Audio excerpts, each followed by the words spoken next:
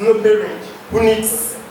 okushomesa oku kozula by Empowering Youth in Technology okuruga hitendekero lya Mbarara University of Science and Technology kandi habiriho n'empaka zorasinga okuhereza business eyakuteekateeka ngu neiza kurakusya sente ninga jete business pitching pasenti mpango nango nibajyangu n'obucweka kinana na mushanju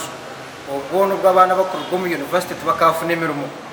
kandi nanangwa n'ubwo aba babine na skills abakwingana na ecweka 30 yariga nabine na skills nabo ngana bakaba buri emirimo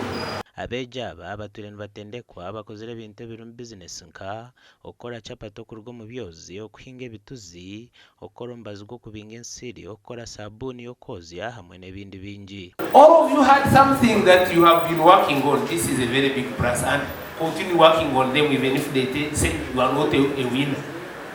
This is a beginning, and you know the road for entrepreneurs is not easy. It takes a long time, but you know you start somewhere, and then you have to try and try and try, and you will succeed. Bwanyuma y'empaka abeja bakozere okukora pavers no basingire kandi bahirwe emitwaro 50 abari okuhinga ebituzi bahirwe emitwaro 30 n'abari gukora ombazi gw'ensiri kuruga harumasi nabo bahirwe emitwaro 30. We have been using some of the wheat from the market, but right here, since I've received the money from wheat, I'm going to make sure that I produce the pumpkin flour, which I'll be able to make chapatis. Products twanjira kuproducinga omwezi kandi twanjira kwera baza listing twashoza products n'omutindo gw'amaani kandi kweka buli omwe ahari n'omubyaro nibakora ebituzi nibakora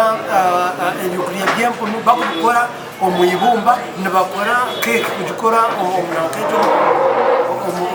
omuburo bakora cake bagikora